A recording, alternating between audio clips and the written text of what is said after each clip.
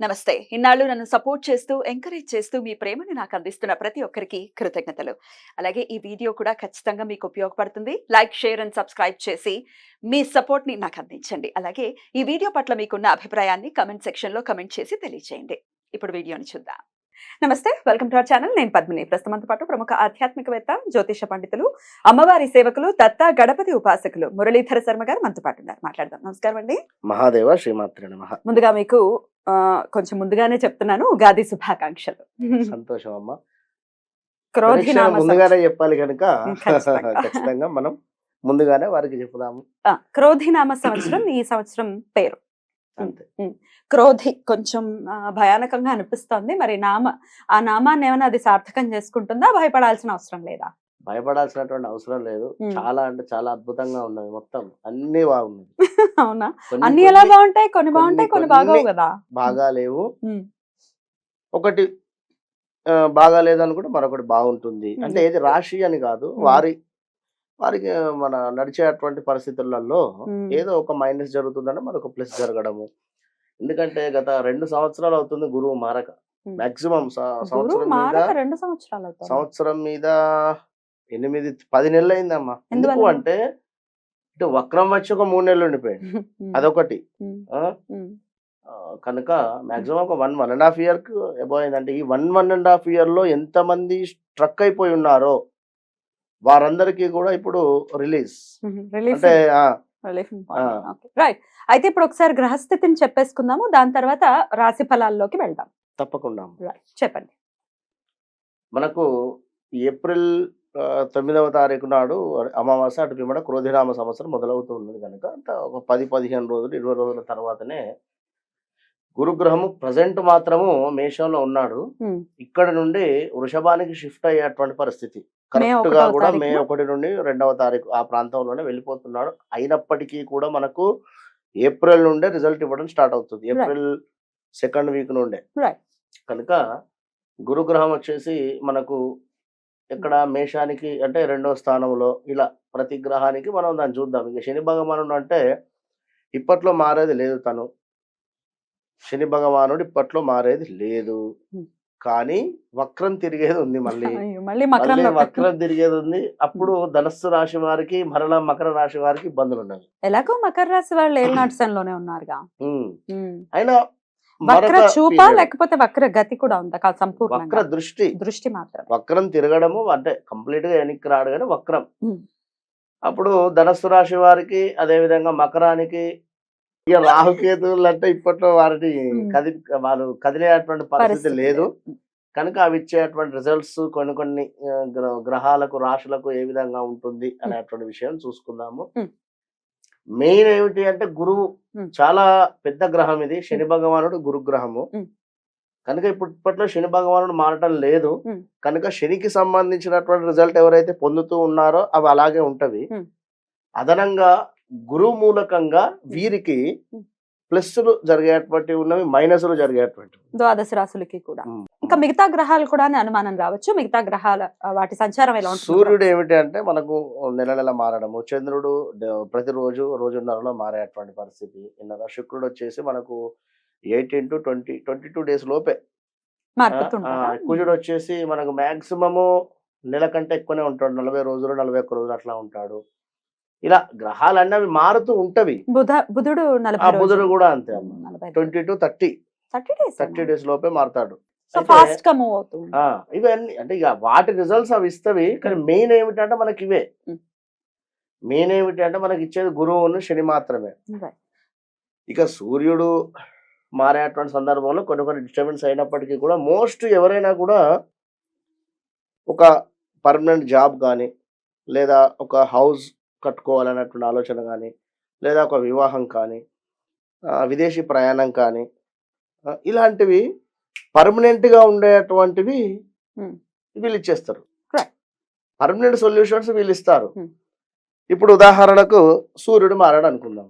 Example, సూర్యుడు ఏమిటి? గొడవలకు కారకుడు. అదే విధంగా గౌట్ రిలేటెడ్ ఏమైనా ఎగ్జామ్స్ రాస్తూ ఉంటే అందులో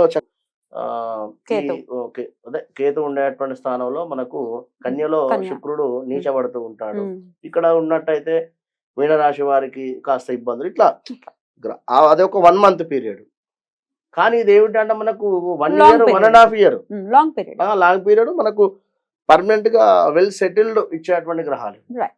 కనుక సరే మరి ద్వాదశ రాశులకి కూడా ఈ క్రోధినామ సంవత్సరం ఎలా ఉండబోతుందో చూద్దామండి. తప్పకుండా అమ్మా. మరి తులా రాశి వారికి ఎలా ఉండబోతోందండి క్రోధినామ సంవత్సరం? తప్పకుండా తల్లి. తులారాశి వారికొచ్చేసి ఇన్ని రోజులు కూడా వాస్తవానికి ఏదో నడిచిపోయింది అద్భుతంగా. అంటే వీరికి ఒక ఆదాయం 2, వ్యయము వచ్చేసి 8 ఈ యొక్క క్రోధినామ సంవత్సరంలో. సప్తమాతు గురువు ఉండడం చేత అద్భుతంగా ఉంది వీరికి.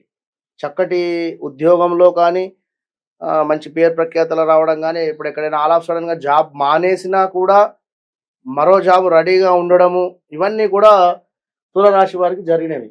కానీ ఇప్పుడు గురువు 8వ స్థానానికి వెళ్ళడం జరుగుతున్నది. 8వ స్థానం అంటే కష్టం కాస్త అష్టమం. అదేవిధంగా శని భగవానుడు 4లో ఉండేటువంటి పరిస్థితి.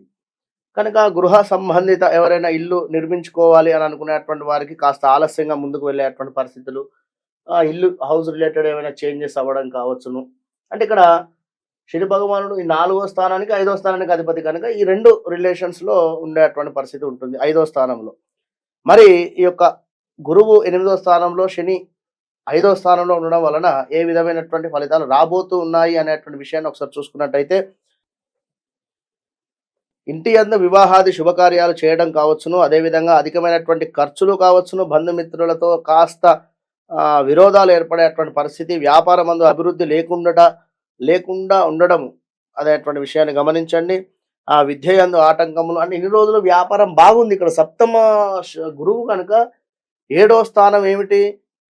మనకు సప్తమం అంటే ఎదుటి వ్యక్తి, మీరు చేసేటువంటి బిజినెస్ కావచ్చును, భార్యాభర్తలు కావచ్చును, ఇంకేదైనా కూడా. ఇప్పుడు ఈ తులారాశి వారికి సంబంధించి భార్యాభర్తలకు కూడా గొడవలు మొదలవుతూ ఉన్నాయి అనేటువంటి విషయాన్ని గమనించుకోండి. ఇంకా చూసుకున్నట్టయితే విద్య యందు కాస్త ఆటంకాలు ఉన్నవి, ఆశించిన ర్యాంకులు రాకుండా పోవడము, అదేవిధంగా ఉద్యోగ నష్టము, అనవసరమైనటువంటి ప్రయాణాలు కనబడుతున్నాయి, అవకాశాలు చేయి జారిపోయేటువంటి పరిస్థితి గోచరిస్తుంది. నిరుత్సాహపడవద్దు, అయినా కూడా చివరిలో మంచి రెమెడీ చెబుదాము. చేయు పనులందు తీరిక ఉండకుండా పోయేటువంటి పరిస్థితి, ఆశించినటువంటి పదవులు దక్కకుండా ఉండేటువంటి పరిస్థితి, ఖర్చులు అదుపులో ఉండవు. ఇంకా చూసుకున్నట్టయితే స్తోమతకు మించినటువంటి హామీలు ఇవ్వవద్దు. ఇప్పుడు మీ దగ్గర 100 రూపాయలు ఉన్నవి, మీరు అక్కడ ఎవరికో 1000 రూపాయలు ఇస్తా అని చెప్పి ఊరికే మాట్లాడకండి. కనుక ఆర్థిక లావాదేవీలలో కాస్త ఆచితూచి ముందుకు వెళ్ళేటువంటి పరిస్థితి ఉంది. పరిచయం లేని వ్యక్తుల వద్ద మీరు నమ్మడం కానీ, వారికి ఏమైనా మనీ ఇవ్వడం కానీ ఇవన్నీ ఏం పెట్టుకోకండి. ప్రయత్నించినటువంటి కార్యక్రమాలు ఏవైతే ఉన్నాయో అవన్నీ కూడా కాస్త ఆలస్యంగా వెళ్ళేటువంటి పరిస్థితి ఉంది. ప్రయాణమందు అనుకూలమైనటువంటి వాతావరణం లేదండి. ప్రయాణం చేసేటువంటి సందర్భంలో కాస్త జాగ్రత్తగా వెళ్ళండి. రాని బాకీలు వివాదం అవుతాయి. ఎవరికో డబ్బులు ఇచ్చి ఉన్నాము, అవి రావటం లేదు, గొడవ అయ్యేటువంటి పరిస్థితి. గొడవ అయిన తర్వాత కొన్ని రోజులకు డబ్బులు వచ్చేటువంటి పరిస్థితి, ఇది గమనించుకోండి. మీ గుడ్ విల్ దెబ్బతినేటువంటి పరిస్థితి అయితే కనబడుతుంది. పై అధికారుల నుండి కాస్త ఒత్తిడి, చివాట్లు అయ్యేటువంటి పరిస్థితి ఉంది. ప్రయోజనములు లేని ఉద్యోగములు, ఏదో ఉద్యోగం అయితే చేస్తున్నాం కానీ అసలు ఎలాంటి ప్రయోజనం లేదు అనేటువంటి పేరు వింటూనే ఉంటాంగా, ఆ విధంగా ఉండేటువంటి పరిస్థితి. పనులు చేయుట, ప్రయాణంలో కాస్త నష్టాలు, ఏమైనా యాక్సిడెంట్స్ జరిగేటువంటి పరిస్థితి ఉంటుంది. కాస్త జాగ్రత్తగా ఉండండి. మీరు కఠినమైనటువంటి నిర్ణయాలు దయచేసి కూడా తీసుకోవద్దు. ఇంకా చూసుకున్నట్టయితే ఆచరణలో అంటే ఏదైతే ఇది చేస్తాను, ఇది చెయ్యాలి అని ఏదైతే ఆచరణలో పెట్టుకున్నటువంటి పనుల యందు కాస్త ఆలస్యం అయ్యేటువంటి పరిస్థితి ఉంది. ఎక్స్పెక్టేషన్ ఏం పెట్టుకోకండి. ఇంకా చూసుకున్నట్టయితే రైతులకు కాస్త పంట విషయంలో కూడా కాస్త ఇబ్బంది అయ్యేటువంటి పరిస్థితి. న్యాయం వృత్తిలో ఉండేటువంటి వారికి కాస్త ఒడిదుడుకులు, ఏదో కేసు గురించి డబ్బులు తీసుకుని ఉన్నాము, అందులో ఫెయిల్ అయ్యేటువంటి పరిస్థితి, ఈ విధంగా ఉండేటువంటి పరిస్థితులు. సెంటిమెంట్ వస్తువులు ఏవైతే ఉన్నాయో అవి అమ్ముకునేటువంటి పరిస్థితి. ఆస్తి పంపకాలలో కాస్త మీకు అన్యాయం జరిగేటువంటి పరిస్థితి కూడా గోచరిస్తూ ఉంది. చిల్లర తగాదాలు ఏదో రకంగా మీ వెంటబడేటువంటి పరిస్థితి ఉంది. మానసిక చింతన, రాజకీయమందు కాస్త ఒడిదుడుకులు అయ్యేటువంటి పరిస్థితి అయితే గోచరిస్తూ ఉంది. స్థాన చలనము, మితిమీరినటువంటి కోపం రావడము, అదేవిధంగా మితిమీరిన విశ్వాసం వలన కూడా నష్టాలు ఏర్పడేటువంటి పరిస్థితి కూడా గోచరిస్తూ ఉంది. చేయు వృత్తులందు చిన్న చిన్న ఆటంకాలు కూడా గోచరిస్తూ ఉన్నాయి. కాస్త జాగ్రత్తగా ఉండండి. కలహములు, ఏదో మంచి చేయకపోతే చెడు అయ్యేటువంటి పరిస్థితి కూడా కనబడుతుంది. ఇంటి యందు కలహాలు కూడా ఉన్నాయి. భార్యాభర్తలు, ఇక్కడ ఇంటి యందు అంటే ముఖ్యంగా భార్యాభర్తలు అనేటువంటి విషయాన్ని గమనించుకోండి.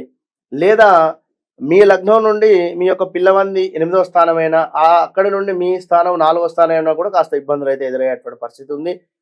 తెలియక చేసిన పనులకు అపనిందలు అయ్యేటువంటి పరిస్థితి, మీరు నమ్మిన వాళ్ళే దూరం అయిపోవడము, దాన ధర్మములు లలో కూడా కాస్త మీకు అపనింద రావడం కావచ్చును. కలిసి తీర్థయాత్రలు చేసేటువంటి సందర్భాలలో చేసేటువంటి పరిస్థితులు ఏర్పడేటువంటి పరిస్థితి కావచ్చును. ఏ విషయం పైన కూడా ఆసక్తి లేకుండుట, కాస్త మీ యొక్క బ్రెయిన్ అనేటువంటిది పని చేయలేని పరిస్థితి అనుకోండి.